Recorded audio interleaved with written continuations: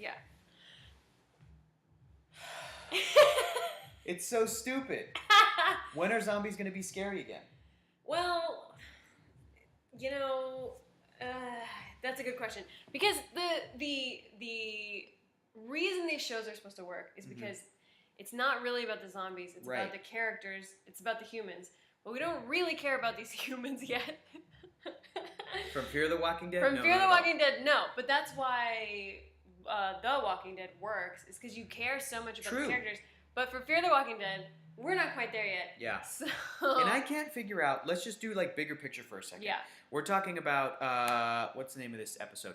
Blood in the Streets. Yeah. Which there wasn't any. It's whatever. I don't know where they're grabbing their episode titles from. Sure. If you know where, let me know. Maybe it's a clever, like, oh, they're from song titles or something. Yeah. So, like a thing I've never heard of. Great. Bigger picture stuff.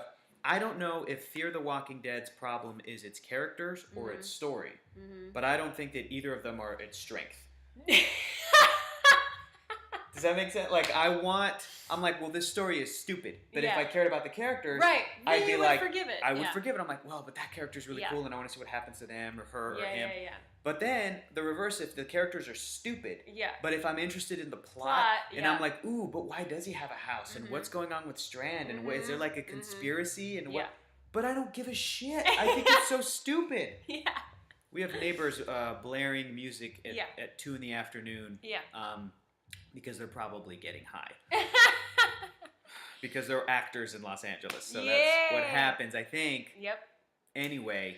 So back to the zombies part of Fear the Walking Dead. If there was a scale for season 1, it would be a flat line for me. I should have drawn a picture. But it would be a card. I get it. We gotta get cards for our. I have some. Okay, good. Yeah. It would be a flat line. Season 2, it would go down slightly. Yeah. And then it would be like a wobbly line. And then this episode for me would go up because. Okay. Yeah, and I'll tell you why.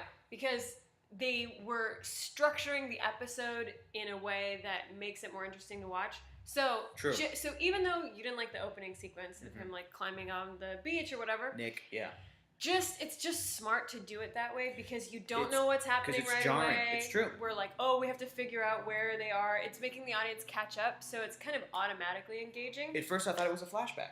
Right. At first, I thought it was a flashback to what happened to Nick last episode, where he just showed up covered in blood, and I'm like, oh, was there like a night that happened, and then he went and covered himself in blood, and then showed up, but then I'm like, oh, it's present day. Yeah.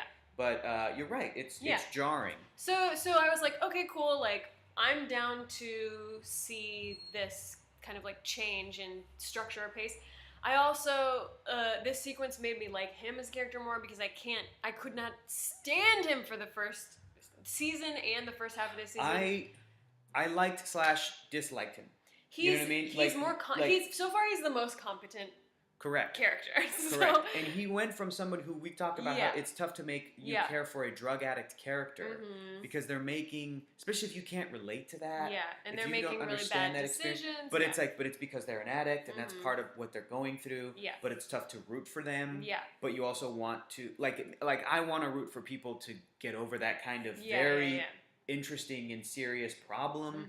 But then you put him in Zombieland and you're like, well, it's like Charlie in Lost. Yeah, Charlie would go back and forth between like, I'm rooting for this guy, and then like, you're an idiot. I hate you. I didn't like him ever, but I went back and forth. Because at least the like relationship that they set up with him, you're like, oh man, I hope it works out. But with Nick, so far it hasn't been happening. But this episode, he was very competent. Yeah. He was, even if zombies are no longer scary, which is through the mesh. Through the mesh. That's how stupid zombies are now. Is that you can put them up against the mesh of a tent, and they're just like, ow. Yeah. Also, like he still had teeth. Like teeth can tear through it. Like whatever. But at least he was competent. He put his clothes in a zippy bag. And then he put them on, and I was like, okay, fine. He was like basically escaping from Alcatraz. Yeah, and again, like the thing that happened at the beginning of this episode, the previously on Fear the Walking Dead, that little moment that they reminded us where Strand was telling him, this is what you're good at. Yeah. Is that sort of like, he said, what do I bring to the table? He's like, fearlessness. Yeah. And I went, okay, sure. if this show is telling me that everybody has to have a purpose.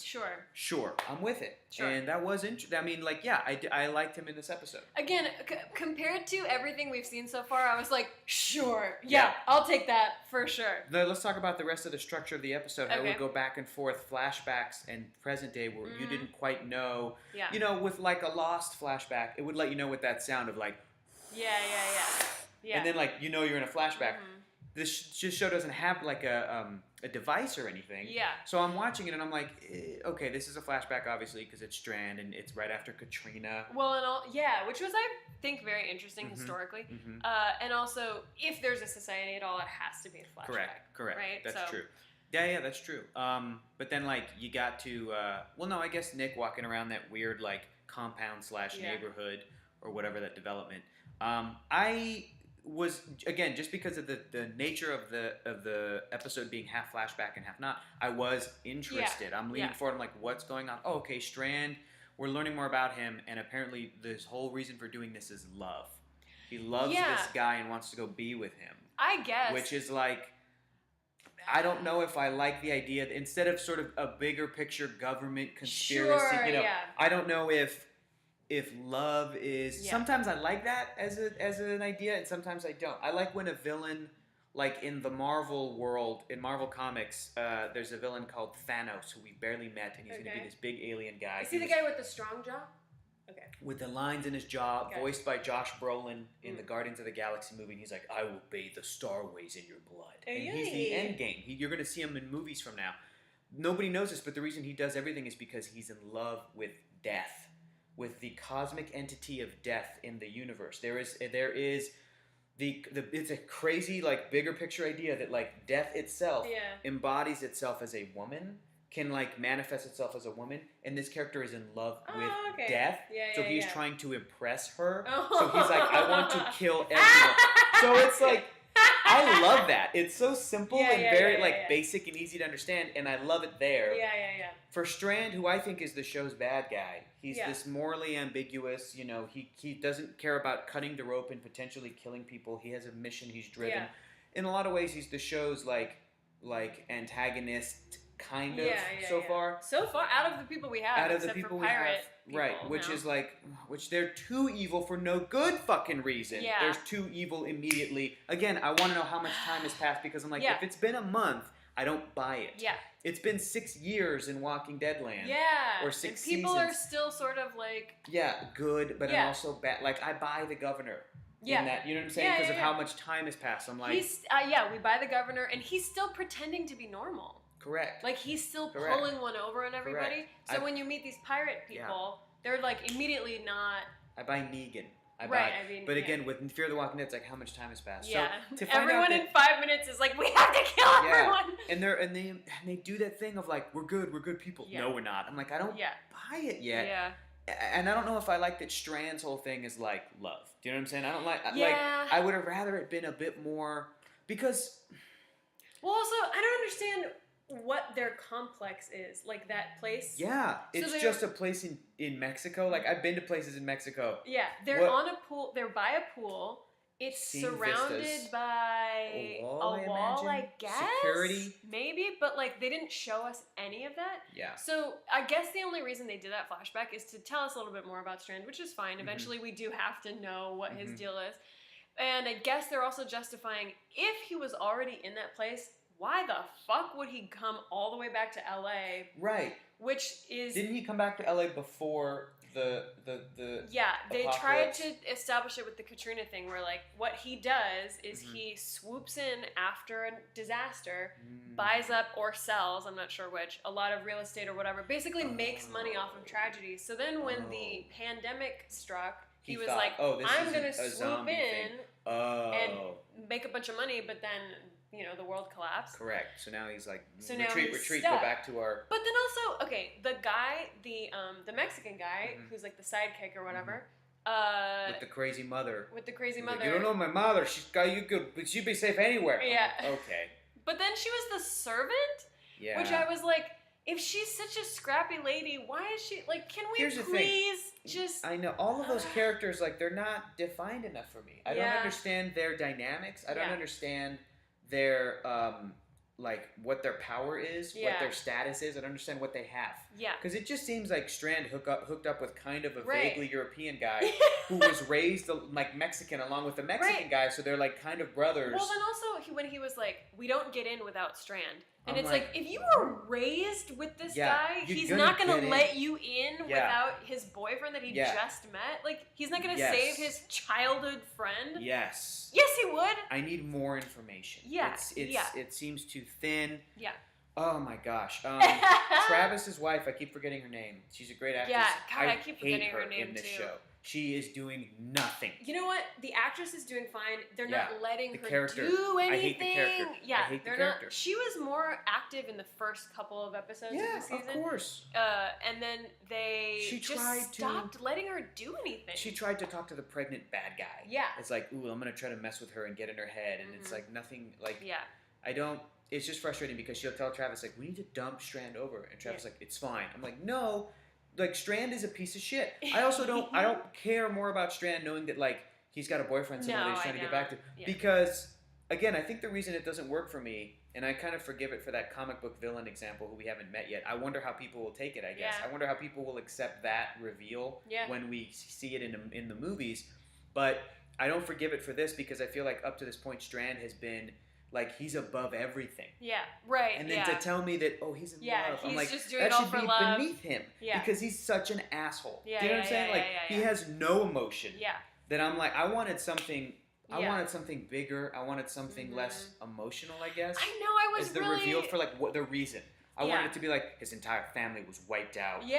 And he's like a soldier. And he's going to kill the president and take his spot in the bunker. Like, I really wanted it to be a government bunker because we never get to see that. We don't see that in Walking Dead. Yeah. And, like, this would be the chance of, like, okay, this is that when we get to see, like, how the government has already planned that all the people will die and they're going to save, like, these certain people. Yes. That would have been really interesting. And maybe, again, this show could have explained the things that we don't see in Walking Dead and why we don't see it. If Walking Dead tells us the world is gone, it's like, wouldn't it be cool if Fear the Walking Dead featured characters that somehow get wrapped up in how would the government respond? And then show us how the government fails. You know what I mean? They did that so fast. It was like in 2 episodes of like the government keeping them in that little like fenced-in area, and I was like, but they gave up on it after like 2 episodes. Maybe if it's budget. Maybe if it's budget, like you guys have to be relegated to a boat in all of season 2. It's like, there was so much potential for this show. Yeah. For seeing the world of The Walking Dead, which is so interesting.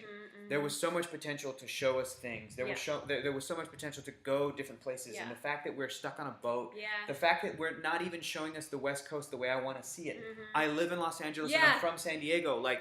And I go to Mexico. I have family in Mexico. Like, my family's from Mexico. Show me that. And they're not even showing it to us. It must in a be way budget. that is. It has to be budget. It must be budget. Nick gets to go pick up this Mexican guy, and Nick's like, "Why don't we just stay here?" And the guy's excuse is, "Pretty lonely place to start the new." Yeah, I know. You should be looking for a lonely place. You idiot. That's the point of zombie apocalypse. Has no one learned anything yet? Yeah. It is. What a weak justification. What a lonely place. Who cares? Yeah. You don't want anybody around you. I need way more explanation. Yeah. I need more justification. I need the show to tell me right up front at the beginning of every episode, this is why we're doing this. These are the exact reasons why we're doing this. Now come with us on the story. And then I'll come with you guys. Yeah. Now, here's what I liked when they like stabbed, shot, and did all those things right at once. And she like, what's his name? The kid, whatever, the annoying kid. Yeah. He like shoved a thing through the guy's like. And like the mom was like, no, or like somebody was like, don't, and he like had to do it, and he did it.